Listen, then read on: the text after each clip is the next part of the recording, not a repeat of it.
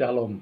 Kembali lagi di sini bersama saya Pastor Samuel Lasaria Rapa dalam program Rema, di mana kita membahas bersama-sama firman Tuhan dari kitab Kejadian sampai Wahyu. Dan ini penting, karena firman Allah itu saudara yang menuntun jalan hidup kita. Dia dinyatakan sebagai terang di jalan hidup kita. Dia seperti pelita. Artinya saudara-saudara, kalau zaman sekarang itu seperti mobil pada waktu malam, maka dia adalah lampu mobil itu. Dialah yang menunjukkan jalan itu supaya mobil dapat tiba di tujuan. Ya. Nah, saudara-saudara yang saya kasihi, demikian hidup kita. Jika kita ingin tiba dengan selamat sampai di tujuan, maka kita memerlukan penuntun. Kita memerlukan pelita yang menerangi jalan kita, yang bisa membuat kita bisa melihat jalan yang harus kita lalui. Dan firman Allah, ini saudara-saudara, kalau Allah yang berfirman, tentu Allah, namanya Allah, tidak ada kebohongan padanya. Setiap kata yang keluar dari mulutnya itu adalah sungguh-sungguh adalah sebuah pelita, seperti lampu mobil atau motor, lampu kendaraan di malam hari, yang gelap saudara-saudara untuk menunjukkan arah yang harus dijalani. Nah, dalam bagian firman Tuhan dalam kali ini kita sampai di kitab Yosua pasal 1. Di mana Yosua di sini saudara-saudara juga dipilih oleh Tuhan untuk menggantikan Musa memimpin bangsa Israel. Yosua sadar saudara-saudara bahwa selama ini Musa itu dipimpin oleh Tuhan. Dia berbicara dengan Tuhan. Tuhan berbicara terhadap dia. Tuhan menunjukkan dan mengatakan apa yang harus dia lakukan. Menimbulkan satu rasa khawatir dan takut dalam hati Yosua saudara-saudara. Karena dia merasa dia tidak seperti Musa. Nah, inilah akan kita lihat bersama-sama dalam bagian firman Tuhan ini. Namun sebelumnya saya mengajak kita berdoa. Kiranya Roh Kudus menolong kami. Ya Tuhan, untuk dapat mengerti akan kebenaran-Mu. Menuntun kami. Dan kebenaran firman Allah itulah yang menjadi pelita di perjalanan kami. Agar kami sampai di tujuan. Terima kasih Tuhan. Demi nama Yesus. Amin. Saudara, seperti saya katakan tadi, bahwa Yosua dipilih oleh Tuhan untuk menggantikan Musa. Nah, dalam firman Tuhan ini dalam ayat 1 dikatakan begini. Sesudah Musa hamba Tuhan itu mati, berfirmanlah Tuhan kepada Yosua bin Nun, abdi Musa itu. Saudara yang saya kasih dalam Tuhan Yesus Kristus. Akhirnya yang dinanti-nantikan saudara-saudara oleh Yosua tiba. Allah datang dan berbicara kepada Yosua. Inilah yang tadi dikhawatirkan oleh Yosua, bahwa Musa itu begitu dekat dengan Tuhan. Dia begitu diberi kuasa wibawa oleh Tuhan. Karena satu-satunya yang masuk sampai ke tanah perjanjian, yang keluar dari tanah Mesir, saudara, dan melihat semua pekerjaan Allah melalui Musa dan Harun adalah Yosua dan Kaleb. Dan Yosua dipilih menjadi pemimpin, saudara. Dia melihat semua kejadian di perjalanan selama 40 tahun, bagaimana bangsa itu dipimpin oleh Musa. Bagaimana bangsa itu, saudara-saudara, melakukan hal-hal yang negatif kadang-kadang.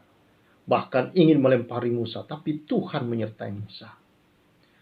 Tentu ada rasa takut dan khawatir dalam hati daripada Yosua. Tetapi ketika Tuhan memilih dan Tuhan menetapkan Yosua memimpin pada waktunya yang ditetapkan oleh Allah, yaitu ketika hamba Tuhan yang Musa itu mati, saudara-saudara, sudah tidak ada lagi di tengah bangsa Israel memimpin, sudah dipanggil oleh Tuhan pulang, maka Yosua yang sudah ditetapkan dan diurapi itu mengambil tampuk pimpinan. Tuhan tidak membiarkan Yosua sendiri. Tuhan datang dan berbicara kepada Yosua. Tuhan menyampaikan kepada Yosua bagaimana dia menyertai Musa seperti itu juga Dia menyertai Yosua. Di sini kita lihat, saudara, bahwa Tuhan tidak pilih kasih terhadap orang-orang pilihannya. Tuhan sama penyertaannya, saudara-saudara, terhadap orang-orang pilihannya. Tuhan mengasihinya sama. Musa yang dianggap hebat itu ternyata hanya sampai di perbatasan. Satu kesalahan telah membuat dia harus pulang ke surga. Harus menghadap Tuhan. Dan Yosua lah yang harus membawa bangsa itu masuk ke dalam tanah perjanjian itu, saudara. Dan Tuhan berkata, sama seperti aku menyertai Musa, demikian aku menyertai engkau. Dan bahkan saudara-saudara, Tuhan berkata kepadanya, setiap tempat yang dijinjak oleh telapak kakimu akan kuberikan kepada kamu, seperti yang sudah kujanjikan kepada Musa. Jadi Tuhan tidak beranjak sedikit pun dari janjinya, saudara. Walaupun sudah ganti pemimpin, Tuhan tetap pada janjinya, saudara-saudara. Walaupun dalam diri Yosua ada rasa khawatir dan takut, tetapi Tuhan tahu akan hal itu, dan Tuhan datang berkata kepada Yosua bahwa Tuhan akan menyertai Yosua sama seperti kepada Musa. Ayat 5 Tuhan berkata, seorang pun tidak akan dapat bertahan menghadapi engkau seumur hidupmu. Sama seperti Musa seumur hidupnya disertai Tuhan dan tidak ada yang bisa tahan menghadapi dia. Seperti aku menyertai Musa. Nah, ini tentu menguatkan, saudara-saudara, bagi Yosua. Seperti aku menyertai Musa, demikianlah aku akan menyertai engkau. Aku tidak akan membiarkan engkau dan tidak akan meninggalkan engkau. Saudara yang saya kasih dalam Tuhan Yesus Kristus. Setiap kita orang diberi tanggung jawab oleh Tuhan. Tuhan memberikan setiap kita di dalam hidup kita ini, saudara, kemampuan, talenta, karunia, ya, karisma. Ada hal-hal yang Tuhan berikan dalam diri kita untuk kita kerjakan di hidup ini. Ada orang yang berhasil karena dia mengerjakan talenta itu sungguh-sungguh. Tapi ada orang yang menjadi takut dan ragu. Ada orang yang, saudara-saudara, yang tidak berani mengambil tindakan karena tidak berani untuk menanggung risiko. Saudara-saudara di dalam Tuhan Yesus Kristus. Tetapi di sini, saudara-saudara, kita melihat, khususnya bagi orang-orang percaya kepada Yesus Kristus, sama seperti Tuhan menyertai Musa, demikianlah Tuhan menyertai Yosua. Yosua takut, Yosua gentar, Yosua khawatir, banyak berkecamuk di dalam pikirannya, kenapa aku yang dipilih? Aku tidak bisa seperti Musa. Satu, Tuhan tidak pernah mengharapkan kita menjadi seperti siapapun, saudara-saudara. Tuhan ingin kita menjadi seperti yang Tuhan mau untuk hidup kita ini. Dan saudara-saudara, di tengah-tengah situasi itu Tuhan datang dan berkata, sama seperti aku menyertai Musa, aku menyertai engkau. Tidak ada seorang pun yang sanggup menghadapi engkau. Seumur hidupmu. Penyertaan Tuhan bukan sesaat ketika kita butuh saja, tetapi di seumur hidup kita. Di sepanjang detik-detik seluruh waktu hidup kita, Tuhan ada di sana. Dalam segala situasi itu, saudara, Tuhan selalu beserta dengan kita. Dan ingat, Tuhan tidak punya anak emas dan kesayangan. Penyertaannya sama terhadap setiap orang. Hanya ada orang yang meragukan hal itu. Tetapi Tuhan berkata begini, kuatkan, teguhkan hatimu. Kalau selama ini saudara takut melangkah, saudara takut untuk mengerjakan tanggung jawab yang diberikan kepadamu, ingat Tuhan bersamamu. Ingat Tuhan menyertaimu. Ingat Tuhan telah memberikan kemampuan di dalam dirimu untuk menyelesaikan tugas itu seumur hidupmu sampai akhir hidupmu. Tuhan bersamamu untuk memampukan engkau bahwa engkau bisa melakukannya, mengerjakannya, dan Tuhan menyertai engkau untuk berhasil. Hanya Tuhan berkata begini. Sampai 2-3 kali Tuhan berkata, kuatkan dan teguhkanlah hatimu. Ayat 6. Tuhan kembali berkata kepada Yosua di dalam ayat 6. Dia berkata, kuatkan dan teguhkanlah hatimu. Kemudian saudara, di dalam ayat yang ke-7 kembali Tuhan berkata, Kuatkan dan teguhkanlah hatimu dengan bersungguh-sungguh. Sungguh-sungguh. Bagaimana bahwa kita sungguh-sungguh menguatkan saudara-saudara dan meneguhkan hati kita? Yaitu dengan meyakini dan percaya bahwa Tuhan bersama dengan kita untuk mengerjakan tanggung jawab yang Tuhan percayakan di hidup kita ini. Ya, seringkali kita ragu. Saya bisa nggak ya? Saya berhasil nggak ya? Bagaimana kalau nanti begini? Belum juga terjadi, kita sudah takut duluan. Tapi itu manusiawi yang sering terjadi. Karena itu Tuhan berkata, teguhkan dan kuatkanlah hatimu. Artinya apa, saudara? Ketakutan itu ada. Tapi sesungguhnya itu tidak akan terjadi seperti itu kalau engkau terus melangkah bersama Tuhan. Kalau engkau tahu bahwa Tuhan di dalam engkau dan engkau di dalam Dia senantiasa. Kalau Tuhan beserta dengan engkau, saudara-saudara, maka engkau akan senantiasa berhasil. Nah, bagaimana kita tahu bahwa Tuhan bersama dengan saya dan saya tetap bersama dengan Tuhan? Tuhan bersama dengan kita itu sudah pasti. Tapi bagaimana bahwa kita bersama dengan Tuhan terus? Ayat 8 berkata, jangan lupa memperkatakan kitab Taurat ini. Renungkanlah itu siang dan malam supaya engkau bertindak hati-hati sesuai dengan segala yang tertulis di dalamnya. Sebab dengan demikian perjalananmu akan berhasil dan engkau akan beruntung. Sekali lagi dia berkata, bukankah sudah kukatakan, kuperintahkan, bukankah telah kuperintahkan kepadamu, kuatkan dan teguhkanlah hatimu. Sekali lagi saudara, Tuhan berkata, bagaimana? Kalau Tuhan beserta kita itu sudah pasti. Tapi apakah saya selalu bersama dengan Tuhan? Bagaimana saya tahu bahwa saya selalu bersama dengan Tuhan? Dengan tidak melupakan kebenarannya, firman-Nya dalam hidup kita. Nilai-nilai kebenarannya itu yang kita hidupi. Dalam perjalanan kita, dalam bekerja, di dalam bersekolah, di dalam bergaul, kalau engkau bergaul sebagai anak muda, dalam berteman, di dalam berbisnis, di dalam berusaha. Kalau engkau menggunakan nilai tidak lupa berjalan dalam nilai-nilai kebenaran firman Allah, sesungguhnya engkau sedang sadar bahwa engkau sedang bersama dengan Allah. Allah selalu bersamamu. Cuma kesadaranmu bahwa engkau sedang bersama dengan Allah adalah ketika engkau terus jalan dalam kebenaran. Sebagai orang yang dibenarkan, yang dikuduskannya, engkau memiliki kemampuan untuk bisa berjalan di dalam kebenarannya. Menegakkan nilai-nilai kebenaran itu, saudara-saudara, hidup di dalamnya. Di tengah pekerjaanmu, rumah tanggamu, pergaulanmu, pertemananmu, bisnismu, usahamu. Inilah yang kata Tuhan akan membuat engkau berhasil dan beruntung di jalanmu. Bukan hanya karena Tuhan beserta dengan engkau, tetapi karena penyertaan Tuhan itu engkau fungsikan sungguh-sungguh dengan mau jalan di dalam segala kebenaran perintahnya.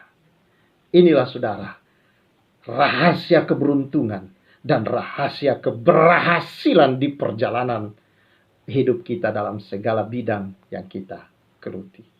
Tuhan berkata, bukankah telah kuperintahkan kepadamu, yang ketiga kalinya, kuatkan dan teguhkanlah hatimu. Jangan kecut dan tawar hati, sebab Tuhan Allahmu menyertai engkau kemanapun engkau pergi. Tuhan berkata, jangan takut. Teguhkan hatimu. Artinya lakukan saja kebenarannya itu. Hidup di dalamnya. Kau melihat penyertaannya. Dan penyertaannya itu seumur hidupmu. Penyertaannya itu kalau engkau mau gunakan penyertaannya itu, yaitu firman yang dia berikan engkau jalan di dalamnya. Itulah kunci keberhasilan dan keberuntungan dalam seluruh perjalanan hidupmu. Jangan lupa memperkatakannya dan merenungkannya. Memperkatakan, saudara, berbicara tentang apa yang ada dalam hati dan keluar dalam mulut dan perbuatan kita. Merenungkannya, saudara-saudara, siang dan malam. Dalam arti bahwa kita menghidupi apa yang kita yakini di dalam kebenaran firman dan yang kita katakan dari mulut kita. Itu yang kita jalani, kita hidupi. Keberhasilan, keberuntungan ada di jalan saudara. dalam segala bidang hidupmu. Tahukah saudara, seringkali kita selalu berkata berkat, berkat, berkat. Tetapi berkat itu dalam bahasa Alkitab Perjanjian Baru Yunani, saudara, dari kata eulogia, artinya perkataan yang baik. Dan tidak ada perkataan yang baik kalau itu bukan perkataan Allah dalam firman-Nya. Jadi dengan meyakini firman dan keluar di mulut kita adalah perkataan firman dan berkat, saudara-saudara, maka perenungan kita atau perjalanan yang kita hidupi adalah jalan keberuntungan dan keberhasilan. Kebenaran itu, saudara. Puji Tuhan. Kiranya firman Tuhan ini boleh datang kepada saudara, menguatkan. Tuhan berkata, bukankah telah kuperintahkan, ini perintah kepadamu. Kuatkan, teguhkanlah hatimu. Supaya engkau jangan kecut, jangan tawar hati. Ada tantangan ketika kita melakukan kebenaran dan hidup di dalamnya. Mungkin orang mencibir kita dan sebagainya, saudara-saudara. Kita menjadi terlihat berbeda, sehingga dianggap kurang waras. Tidak, kita justru sedang waras, saudara-saudara. Ya, karena itu tidak perlu kecut tawar hati, tidak perlu kita tersinggung, kita tidak perlu merasa harga diri menjadi rendah, kita tidak perlu merasa saudara-saudara rendah diri dan minder. Justru kita ketika berjalan dalam kebenaran itu, kita sedang berdiri tegak pada tempat yang seharusnya dan posisi yang terbaik, yaitu posisi keberhasilan dan keberuntungan di jalan ini. Karena penyertaan Tuhan akan terus terlihat di sana. Kiranya kebenaran ini memberkati saudara-saudara untuk berhasil dan beruntung di jalan hidupmu. Tuhan berkata, kuatkan, aku perintahkan engkau, kuatkan, teguhkan hatimu, jangan kecut dan tawar hati. Jangan terlalu pusing dengan omongan cibiran orang itu. Berjalan terus dalam kebenaran itu. Dan Tuhan memberkati saudara-saudara. Mari kita bersyukur. Tuhan, terima kasih firman-Mu yang meneguhkan kami juga, Tuhan, untuk kami dapat meneguhkan hati, tidak perlu kecut dan tawar hati. Kalau kami berjalan dalam kebenaran-Mu dan ada hal-hal yang datang kepada hidup kami, Tuhan, diri kami mau bersyukur. Karena kami tahu kami sedang berjalan pada jalan-Mu, ya Tuhan. Dunia tidak suka, iblis tidak suka. Tetapi inilah terang yang akan juga mengajak orang-orang lain untuk bisa datang kepadamu. Terima kasih. Biarlah sungguh-sungguh kami menyatakan terang dan garam kepada dunia ini. Ketika kami mau melakukan perintah-Mu, yaitu meneguhkan dan menguatkan hati kami untuk terus berjalan dalam segala kebenaran dan nilai-nilai kebenaran-Mu, ya Tuhan. Berkati umat-Mu. Demi nama Tuhan Yesus, berkat Tuhan atas umat-Mu. Haleluya. Amin. Tuhan memberkati saudara-saudara semua. Dan saya Pastor Samuel menyampaikan kepada kita semua salam restorasi.